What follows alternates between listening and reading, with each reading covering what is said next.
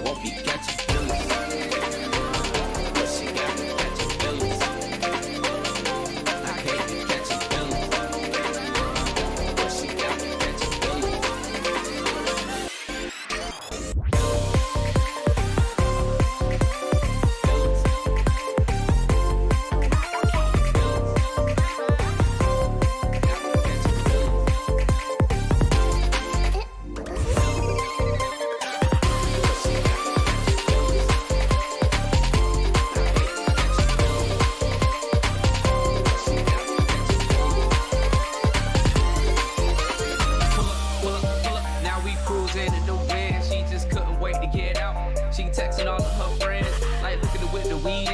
We coolin' for the weekend, drop the top and then we out. We do this every season. Sunshades on the sunny days.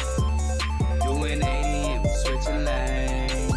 Just keep it cool and chillin' with the bass. Don't call my phone, I hear what you say, or what you say. We ain't gotta keep this on the low. Don't do it fast, we can take it slow. Hey guys, what's up? It's your boy Trix. Today we're going to be doing another Rust stream. For those of you that might have been watching the channel for a while, you may realize that this is not our regular scheduled programming. So essentially, as I was talking about the other day, yesterday in yesterday's stream, if I go to the Java roadmap, just get it loading up. There we are. So let's just let everything load in. There we go. So, the majority of these things I have already covered. JPA I've covered in Spring, which is just Spring Data JPA. There's also H2 in Spring and eBean I just haven't covered. JDBI, JDBC aren't really that many tutorials on it, and then this behavior testing I haven't really touched because not that many tutorials again. There are Beldung posts, but those are more like reference documentation when I use them, and I don't feel like they're tutorials. Like, he does do tutorials as well, but most of the time when I use his resources, I just use it as like a reference doc, because most of the time I'll find documentation is asked for that thing, and then Beldung's just written up something really nice that I can read and see how it works and how you can hack on it, and then I try implementing that and it works fine. This is not a me bashing Beldung by any means. Like, Beldung is sick. I refer to his documentation, his blog posts and stuff all the time. I just mean that I don't use them as a tutorial. I literally just use them like documentation, because most of the time the stuff that he covers doesn't really have good documentation, and he just writes it in the way that makes it very easy to understand, and it's not really a tutorial. It kind of is, but it's more like, hey, this is what I've done, this is what this does, and he gives like a good detailed explanation. So I don't feel like that's a tutorial, because it's not like a step 0 all the way, a step 1 all the way to whatever to build something. It's just, hey, these are the things you can do in this, how it works, and the things that you can play around with. So I'm not going to count that as a tutorial. So because of that, if we go to the back end roadmap, we can see I've already covered some of this stuff. This stuff I've been covering throughout university, like internet, Java university, version control university, terminal usage, POSIX, and some of this stuff, just because I use Linux. Like, this POSIX stuff and this basic terminal commands you probably use if you use Linux by any means. You probably won't use all of them, but if you use Linux, you probably use them already, or if you've been at university, you probably used them already. OS, this stuff I already covered from university. The memory management one I didn't cover, but I read a book. Oh, what was it called? My reader on my phone is not working today, but there's a really good book that I've been reading. It's, hang on, is it the, there we are, it's the Garbage Collection Handbook. I think that's the one. I read this a while ago on Amazon. Let me see if this is the right one. Yeah, this is the right one. This book's very good. It basically covers the stuff that is covered in this memory management bit. The memory management bit I was just reading through, and I was like, ooh, this is covered in that garbage collection handbook book. But that garbage collection one is mainly focused on C, C++, and Java. This memory management one specifically This post here, where it has like 5 different sections, covers different garbage collectors. So the first one, I think, is the JVM. I don't remember the other. They cover the JVM, JavaScript, C++ and C, Go, and what was the last one? Rust. There we go. They cover each of those garbage collectors and how they work and how they're structured on the actual machine that it's running on. Very interesting. I highly recommend giving this one a read. This one by Geeks for Geeks. Most of the time I don't read their stuff. I know they cover a lot of stuff, but I feel like, I don't know, I just don't cover, I don't like reading their stuff. I don't know why. Whenever I've read their stuff, it's like made me more confused than anything. Whereas like Dev2, Daily Dev, Hashnode, some other blogging websites that I've read before, most of them are written by people. I don't know if it's the people who've written it or something else, but I prefer that prose of writing instead. Anyway, their stuff on like programming is okay, but most of the time I just find that it's like documentation anyway, so I might as well just read documentation. Beldung has his own like spin or twist on it that makes it a lot more nicer to read, especially when it's related to Java. I haven't read any of Beldung's like Linux stuff though, so I might want to check out his Linux page. I do know he has one, because sometimes I was looking for like some Linux commands, and like one of his posts popped up, but it was like on a purple website. I was like, ooh, I didn't know you had a Linux page. But yeah, I wonder if he has some other pages as well, like maybe on Rust or Python or something, but don't know. Anyway, I'm currently going through this, and as you can see, it's only been like 10 minutes. The majority of this doesn't include actual programming, like there are ORMs and stuff, but it's mainly about how do they work and what they are. These database ones are okay. Like I know the Postgres one does have a tutorial. Yeah, it has some tutorials, but it's not like there's actual like programming there, and that's what I wanted to get onto. Lots of you that have seen this have probably seen this learn a language section. Very valid. So the problem is I could do Rust, right? But clicked on it twice. This Rust one is just like the Rust book and stuff, and like the Rust book does go through a lot of things, but I'm currently building a game. Feel like the game's teaching me a lot more about it. And the thing is, I have covered, if you've been watching the channel for a while, you also know that I have covered Go as well. I'm not going to say I know, I can hack on Rust, Go, Java, Python, and a little bit of C#.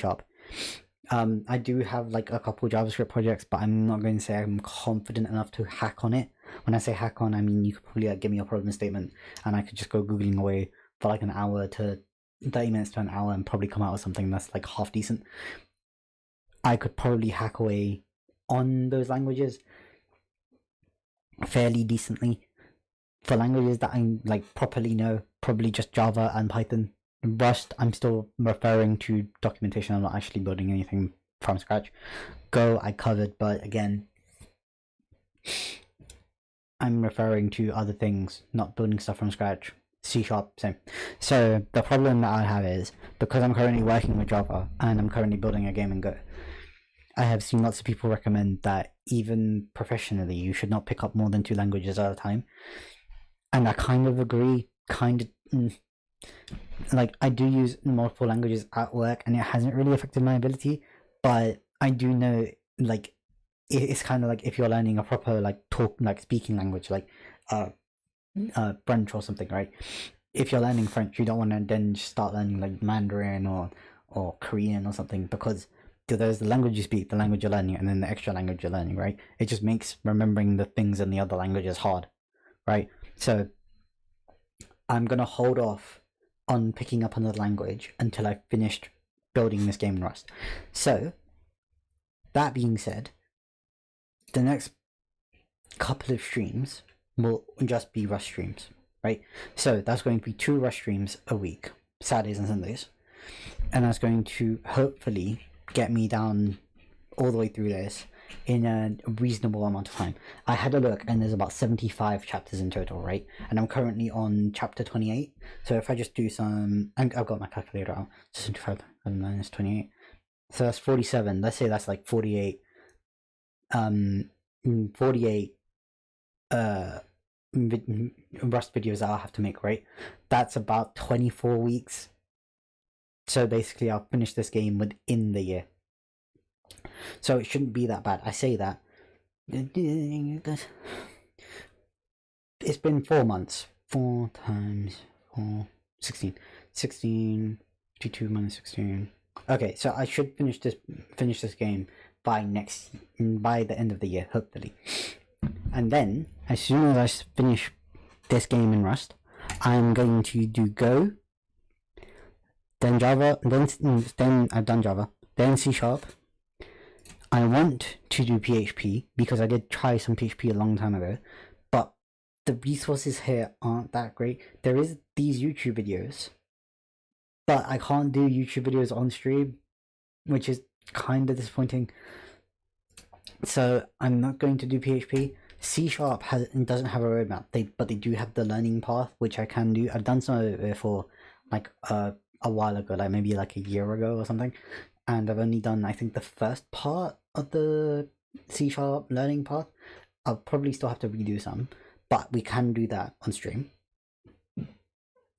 It's just Microsoft's learning resource. Then there's the JavaScript roadmap, the Python roadmap,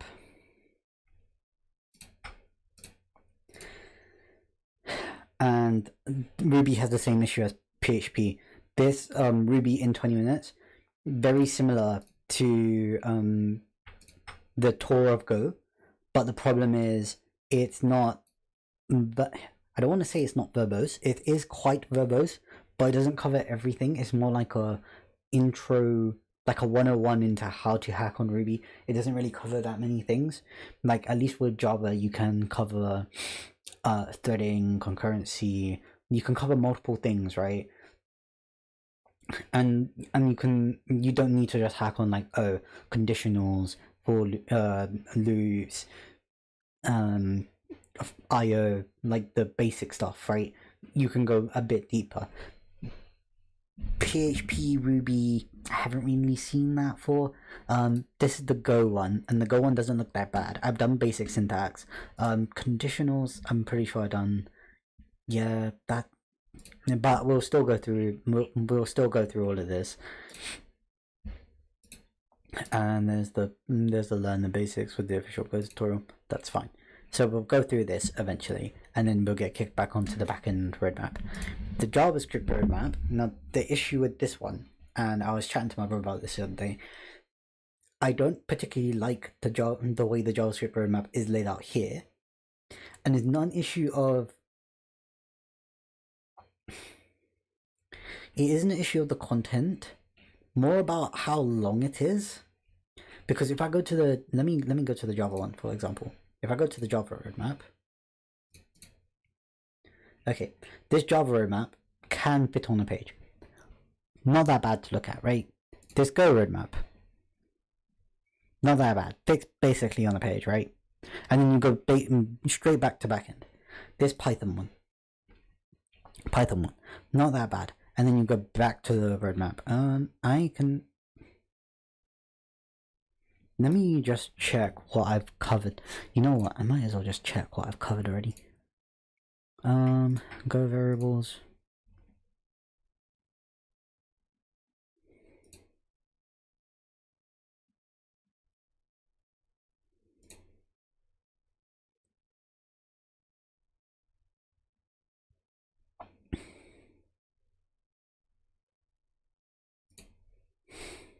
I might need to cover Go variables again.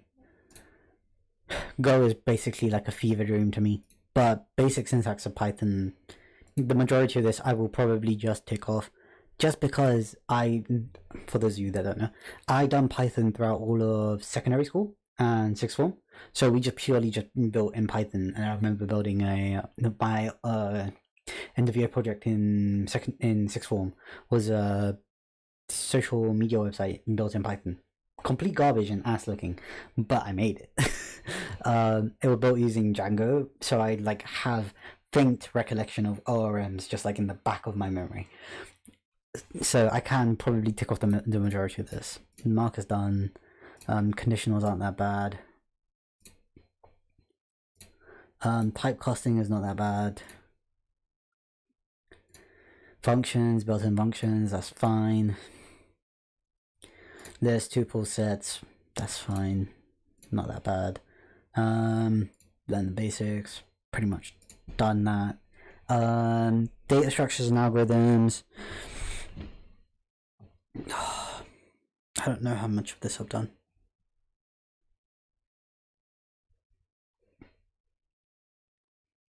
Hang on, I know I can tick off some of these things, right? So like this testing stuff never covered because in secondary school and sixth form, and even at university, no one really cared about testing. Like I learned unit testing by myself and when I was working, so like I can't tick off any of this. This framework stuff, I've done Django. Django was calm.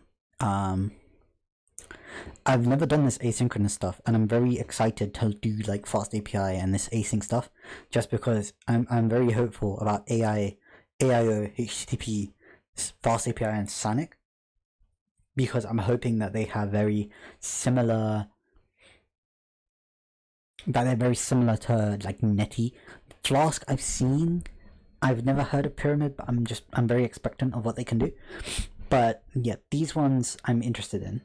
Regex, I'm wondering what regex looks like in Python.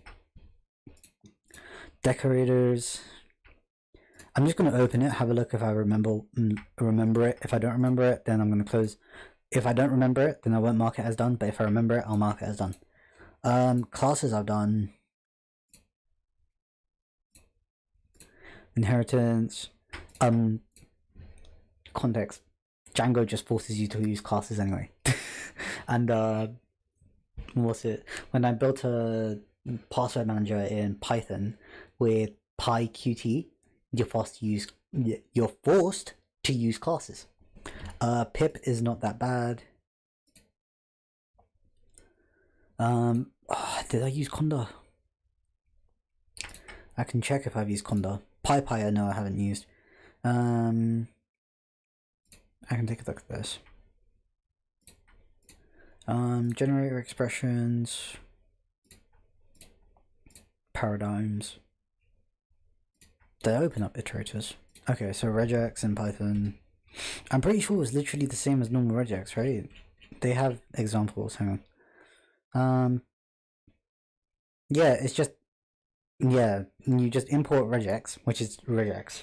You search, and then you type in the thing that you want your like matching pattern, and then the thing you want to search through.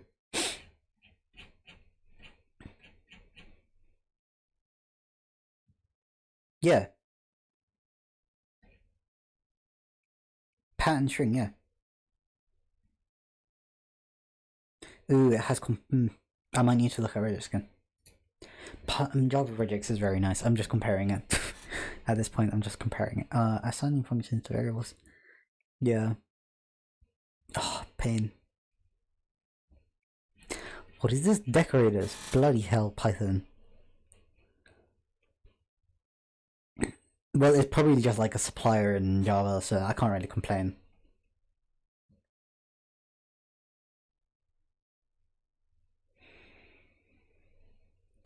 Why would you have a function inside of a function? That's so painful. Jeez. Oh, I forgot that classes are basically like that as well in Python. Oh, no. Just bringing back memories. Oh, they have... Oh, yeah, Java... I mean, Python does have reflection. I forgot about that. That was blocked out of my memory as well. Pain. Alright.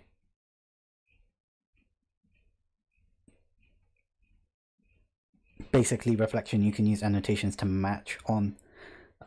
I'm gonna click decorators. I do know decorators. That was interesting. Django does use decorators as well when you have like get at post for your like your requests. It's alright. Python lambdas, functions. Oh, I remember lambdas. I was complaining about this to someone I work with the other day. Well, I was like, for lambdas, you basically write like a normal lambda in Java, where you have like X to whatever you want to do with it. But you have to always write lambda, so it's just more verbose for no reason.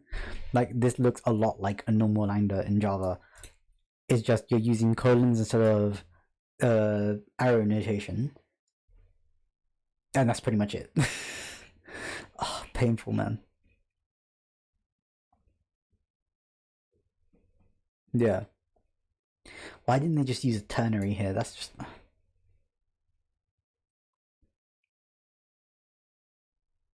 All you're doing is just saying for lambda cube.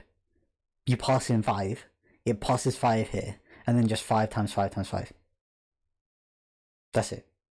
It literally just takes the thing and then just chucks it in here. So it's like writing y to y times y times y. That's literally what you do in Java. You might have like a return here if you wanted to, or you might do a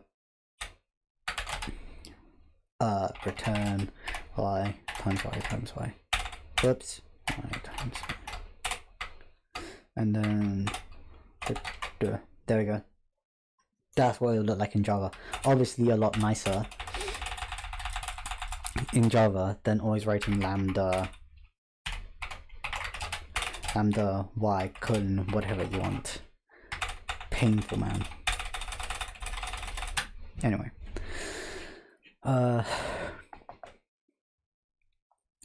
lambdas, I remember. Iterators, iter, next.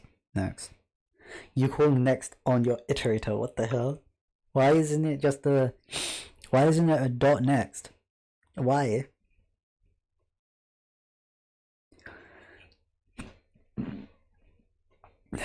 Alright, well that wasn't that hard to look at. Sorry about that.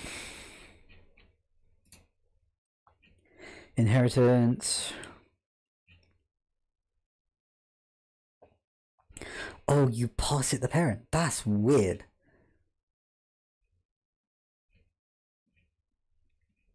For context, if someone hasn't used Java before, I know what I can do. I can just bring up my Rust code, because Rust has inheritance as well. If I go to... Oh, what has good inheritance? Probably inventory? There we are. So, you have your item collection, then you have implementing a system for item collection. And then if I find system should be somewhere. Let me just have a look.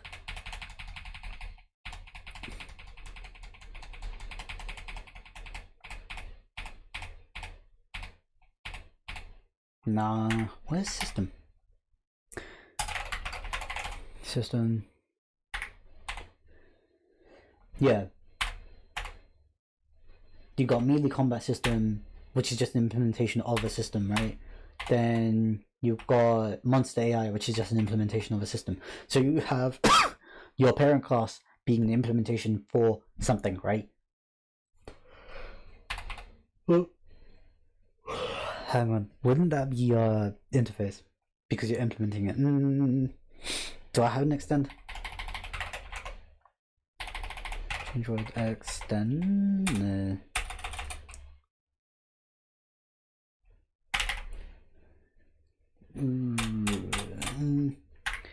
It's kind of the same. Let's just say it's the same. But if I had some Java code, it would look a lot nicer.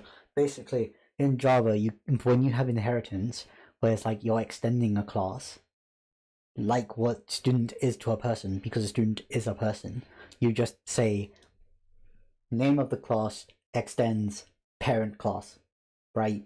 It's very weird that you pass in the parent to the child and say that's how you extend. Well, anyway, I can knock that off. That's just a weird paradigm. Conda. I know I haven't used Conda. There's no way I've used Conda. List? Why is list here? What is that? Comprehensions. Okay. If A and X new list dot append-x. Okay. So apple, banana, and mango. That's just a generator.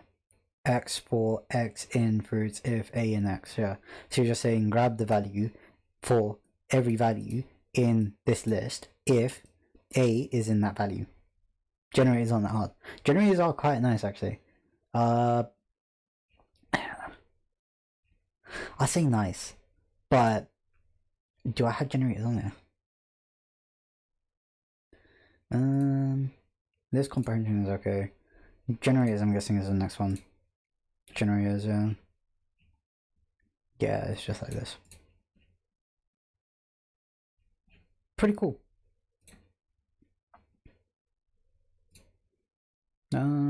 Mark's done. And then let's have a look. What's this? Programming paradigms.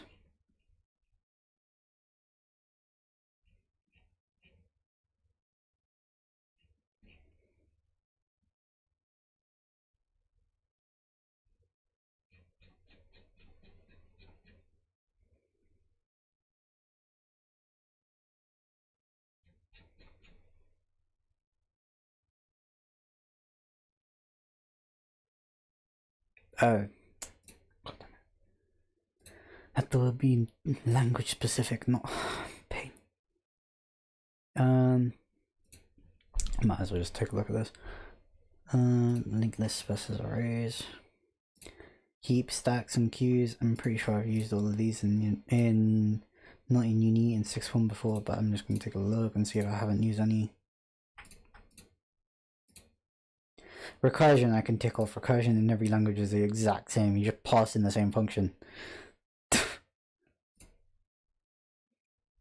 Sorting algs. Oh, it's a bloody YouTube video.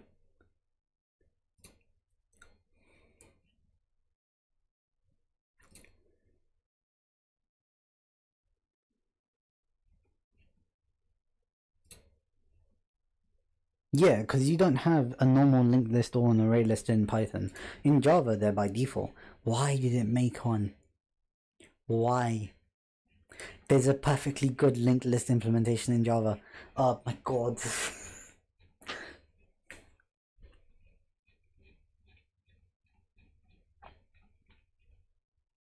For context, in nearly every scenario, just a normal array list is fine. You do not need a fancy list.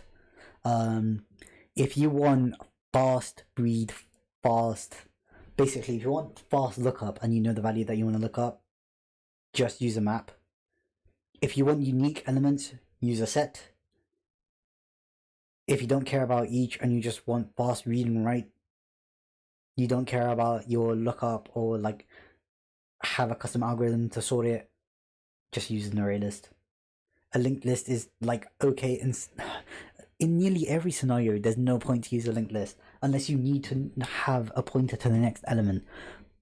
But in that case, you could just sort the list before you use it, and then you always know what the next element is going to be. So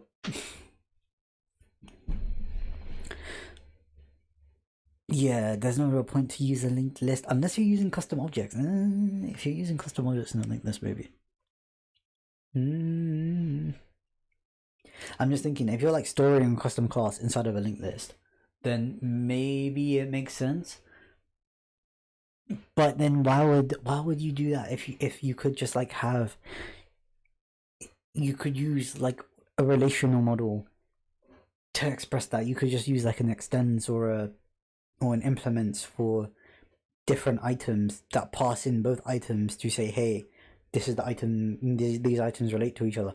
Or you could just have like a record or something. Yeah, you could just use like a record in Java to specify that these items are related in like a bigger object. So it doesn't really make sense. Yeah, I don't, you know what, I stand by it. I don't think you actually ever need to use a linked list. Like, knowing how to implement one is okay, but you don't really need to you don't really need to use it. It's not performant at all. Keep stacks and queues. I already know what these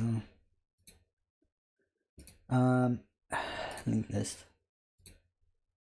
I just want to check if it's going to do any fancy code. Pop, push, peek. Yeah, that's fine. DQ, NQ, peek. These structures are the same in every language, just say. Hash table. Sorting algorithms.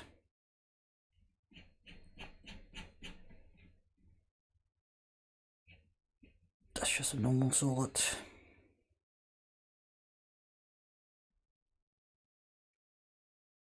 Oh, is this random sort?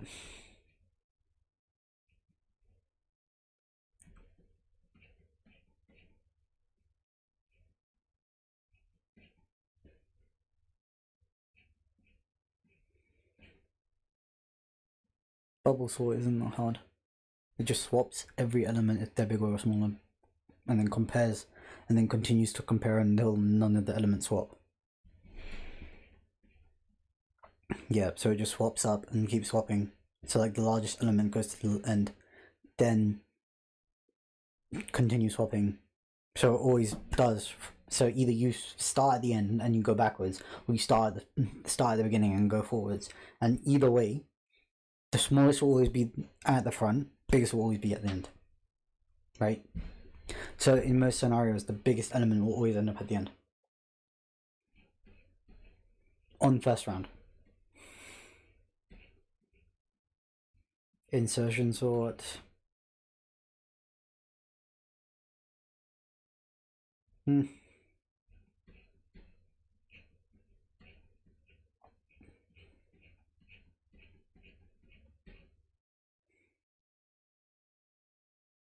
Merge sort is just basically the way merge sort works is you take your array, you divide it into two, and then you continue dividing it into two until you have only two elements left, and then you sort those two elements, combine them back together.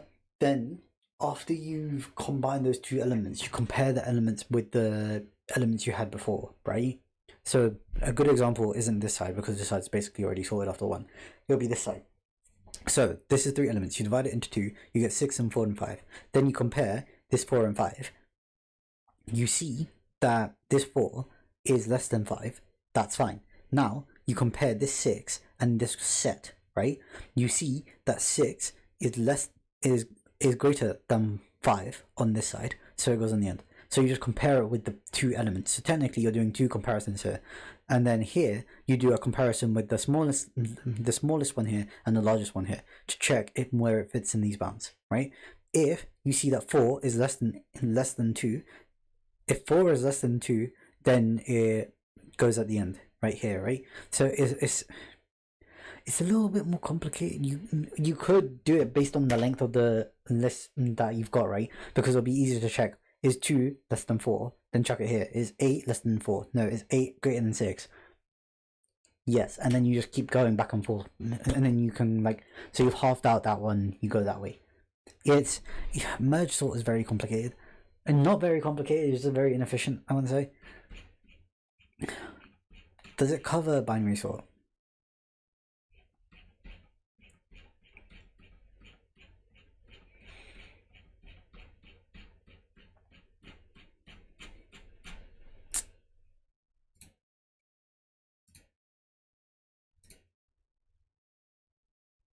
Hash tables are just maps.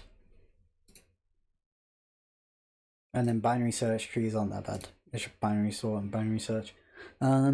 So basically I've covered the majority of this, except for package managers modules built in.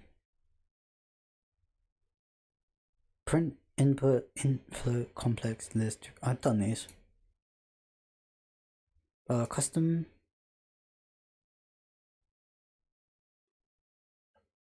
Oh, this is like import. Basically, what you can do is you can write code in another file, like what you do in Rust, where you're like, not this file, it'll probably be in mod. So this is saying grab the simple map file, import it as a module, and then use simple map builder from that file. Same thing in Python. So I just need to cover regex, method, dunder, PyPy, and conda, then learn a framework, and then testing. So I've covered quite a bit just from secondary school and sixth form. JavaScript, this is going to be a pain to learn, and Go, well, just need to go through it, but it's not going to be that bad. I still prefer Java to all of these other languages so far. Rust is getting up there. I really like Rust pattern matching, just because Rust pattern matching is like god tier in terms of what you can do with like having a large matrix of just, hey, you want to match on this? You can ignore all of these fields and only match on this one if you want. That's just amazing to me. I want that to come to Java. But all of the other stuff I don't really care about in Rust. Rust is very verbose, which I appreciate, but I don't really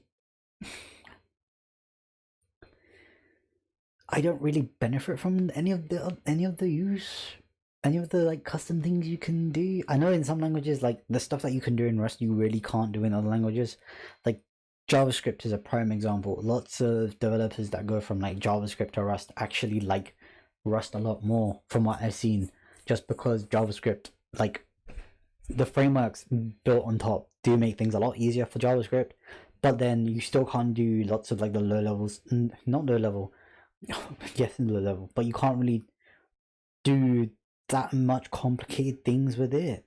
Like with like a prime example is like the pattern matching. I don't even think that exists in JavaScript. I know match statements exist, but not like complex pattern matching. It's just you can do regex obviously, but like matching with a switch like that, probably not. There's like very nice things in newer languages that are coming out. I look forward to picking up Go especially, and C#, just because I've heard lots of good things from another developer at work talking about C# and his experience with C#, and I want to give it a go. But yeah, so to summarize, I know I've gone 40 minutes on ranting about how I've basically finished the Java side. So we're going to build this game in Rust, finish building this game in Rust, and then we're going to go to Go, C#, Python, then JavaScript.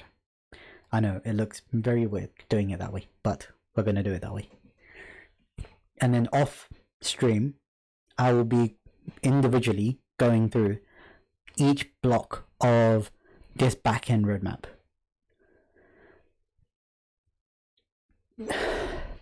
If there is something programmy that I can do on this backend roadmap, I might swap in one of the Rust videos for one of these backend blocks.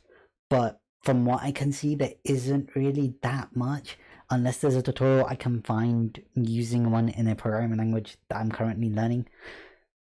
But yeah, sorry. So anyway, that's the short update I was going to give. Let's get back into coding in Rust. Cool. So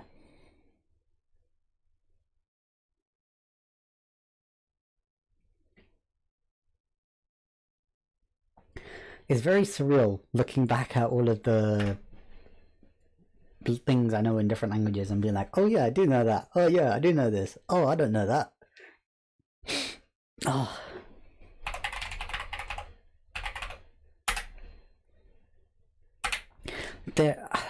I stand by, like, there'll always be something you do not know in the language, right? There will always be something that other people know in the language that you don't know, and vice versa. There will be things that some people know that some people don't know in the language that you might just know. It just comes down to exposure. That's why the best programmers aren't just the programmers that code in their language and just stay coding in their language, right? Because you're only exposed to your subset of knowledge of, hey, this is the programming language that I've been coding in for like my whole life. It's programmers who expose themselves to different technologies and different things, finding the good things and bad things about different technologies, and understanding the best way and best use cases for those languages in that space, right? Like, there's no point trying to use JavaScript for like a terminal application. You could probably get it running.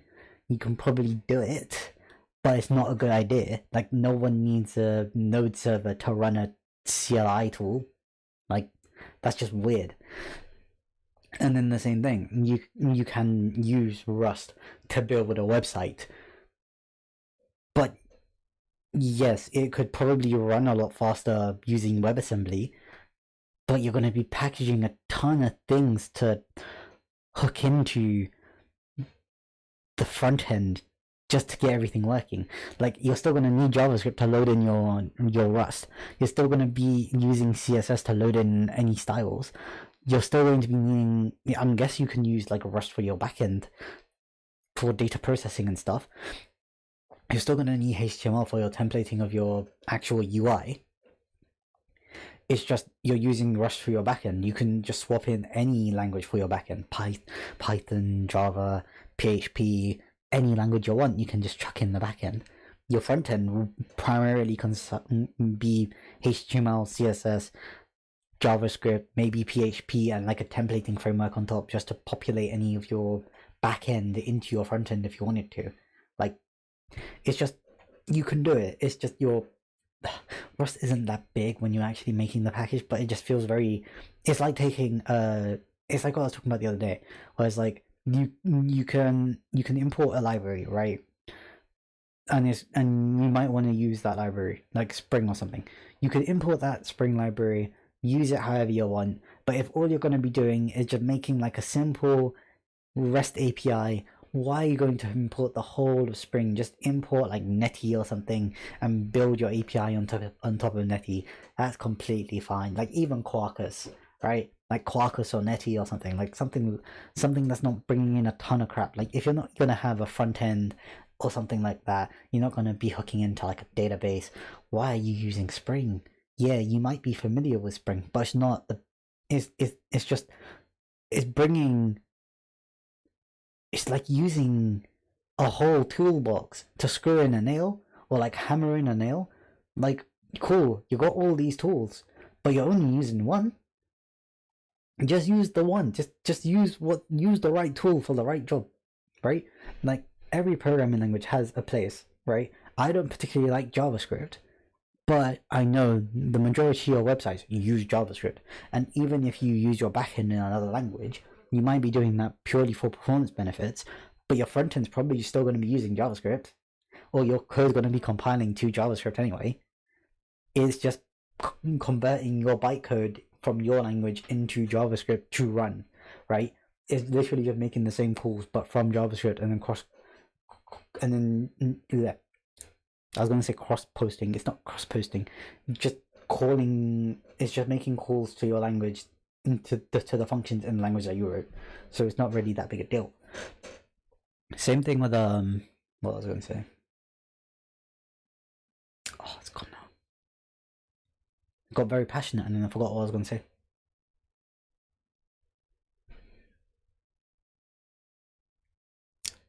Well, it'll eventually come back to me.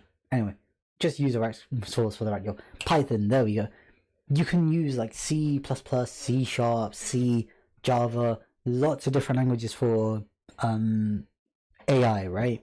Like if you want to do AI, machine learning, any type of language, you can probably hook in any language to do it, right? But nearly every language bare bones supports Python, and it's not that they recommend that you use Python. It's because lots of people just want to get into AI, and what people don't understand is lots of these people who come into who like are very interested in AI for the first time may not have verbose experience with multiple languages. They may only have very minimal experience. So all of these frameworks, majority of the time, just recommend like Python on their front page. Like if you go to TensorFlow, I'm pretty sure their front page recommends Python, but you can use TensorFlow in other languages. TensorFlow for JavaScript. You can use it in JavaScript too. Look, easy languages that most people like. Oh, they don't actually. Lots of people don't like using JavaScript. Okay, that might have been a bit heavy-handed. I don't like using JavaScript. I do not like using Python, but I learned them because they have a purpose, right? Like, okay, model outfit. Beginner quick start. Let's just have a look. What languages does this support, right? And I chose TensorFlow because I was watching a couple of Google videos the other day, and TensorFlow was just in my brain from the beginning. Anyway, so TensorFlow, Python. This is Python.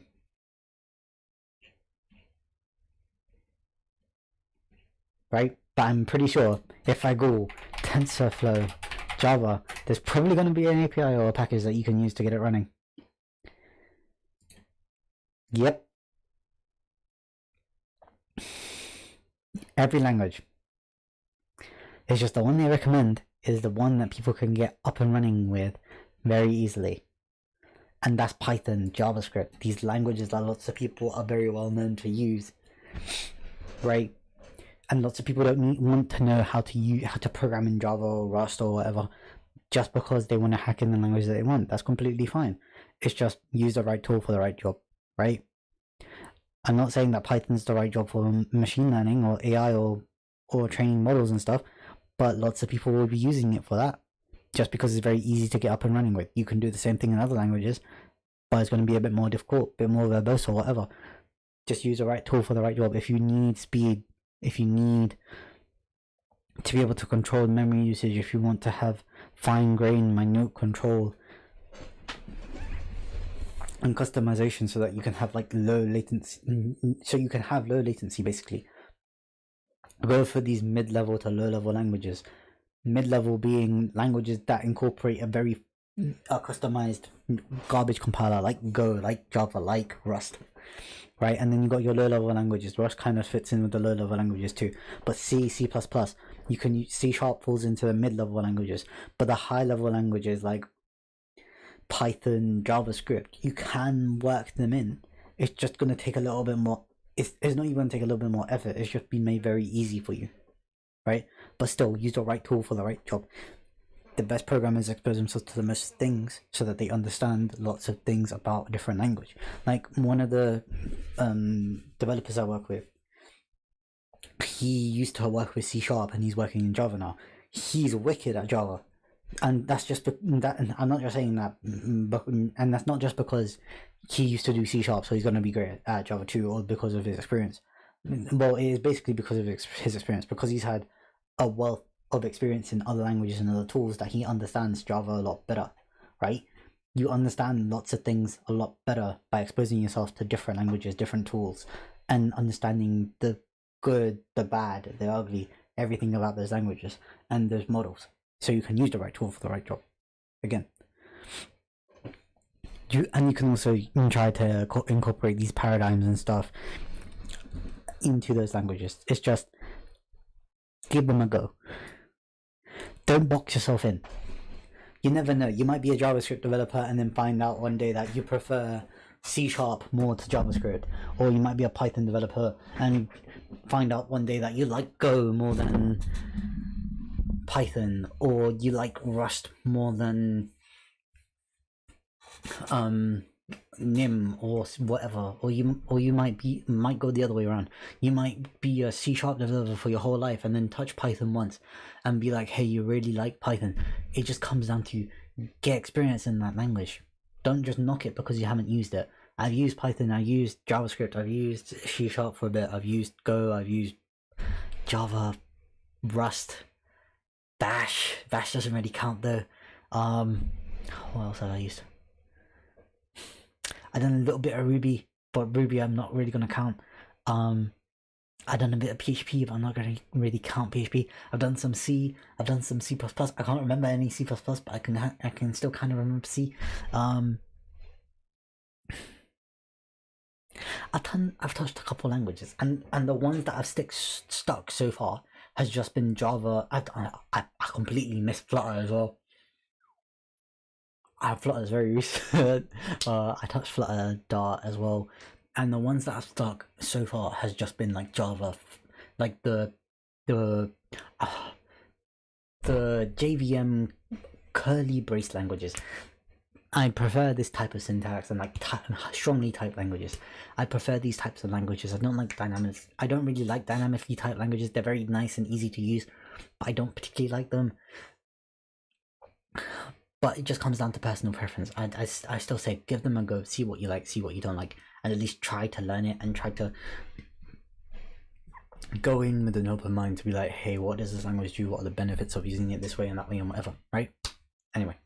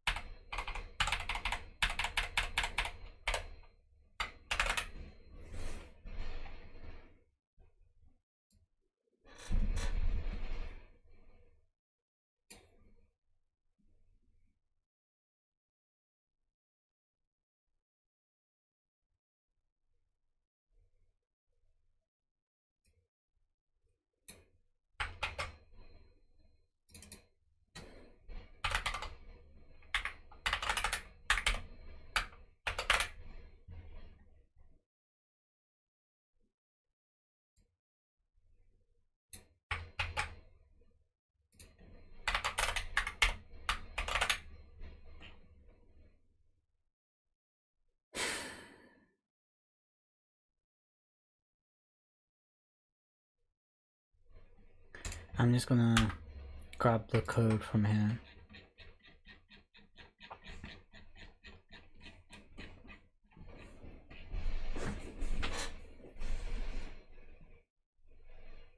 So common, mod, drunkard, and cellular automata. Those are the ones I need to remember.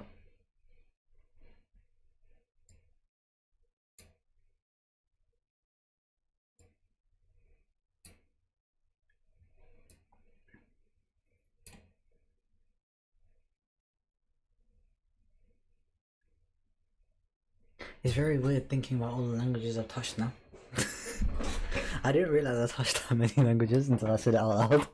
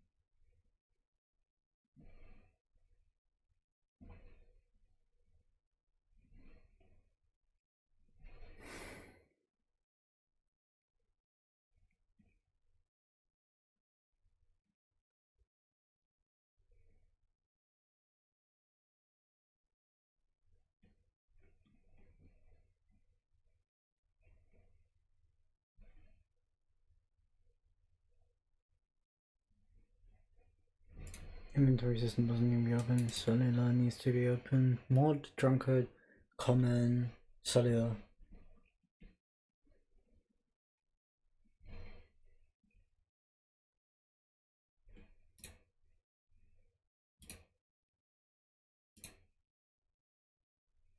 Cellular.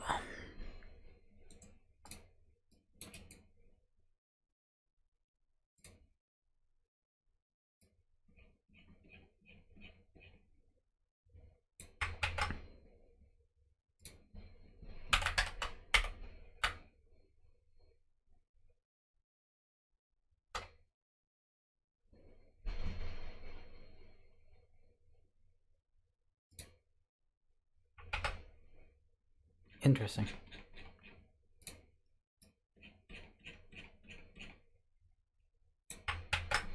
There we go. There we go. Cellular and then common.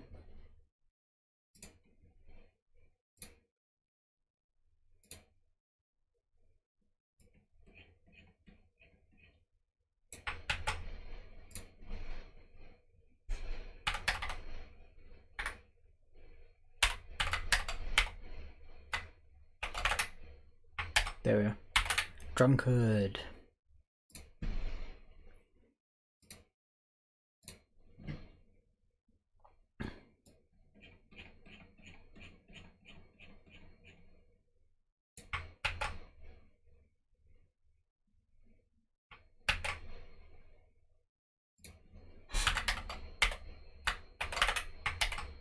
And then mod.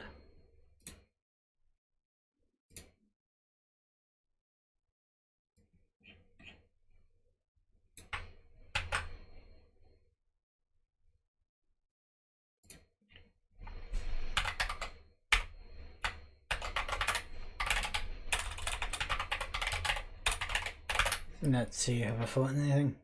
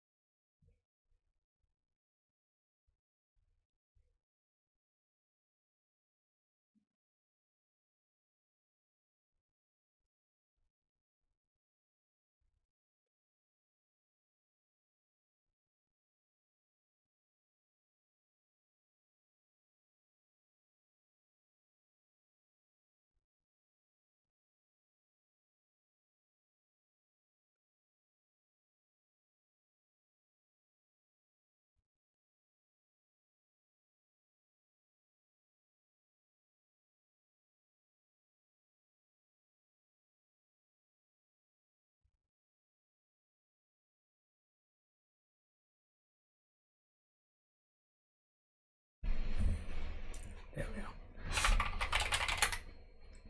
Hopefully it gives me the right map. There we are.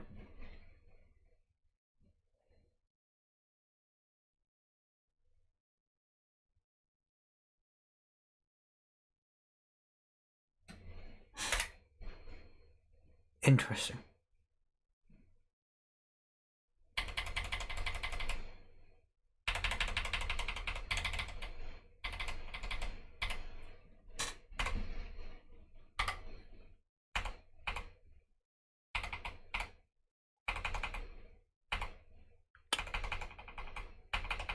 Oh god.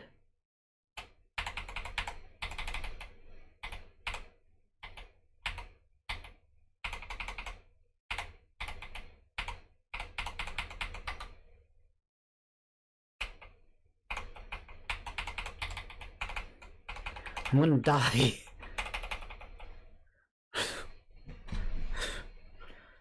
Damn. It's good to know that the maps are like randomly generated, but I just died immediately.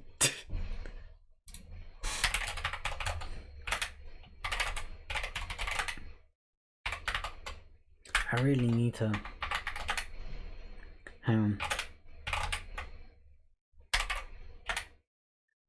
No. No. See, get.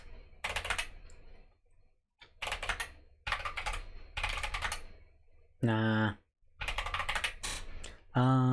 Let's try. Oh, hang on. Hello? There we are. There we go.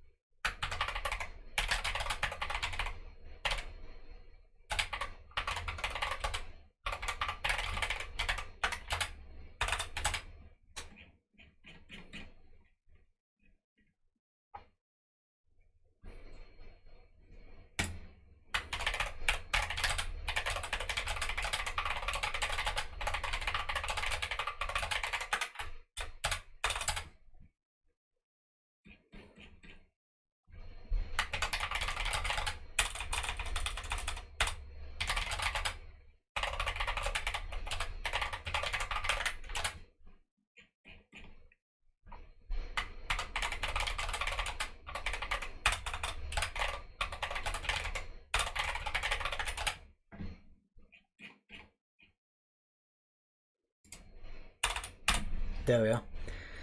So, next time we are going to be doing mazes and labyrinths.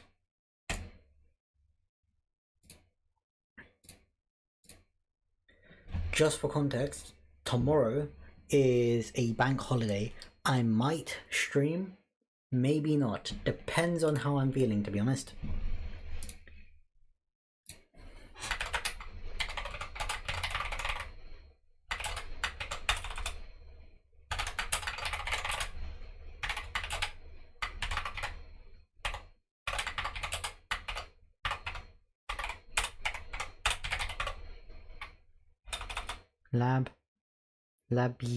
That's not how you spell labyrinth.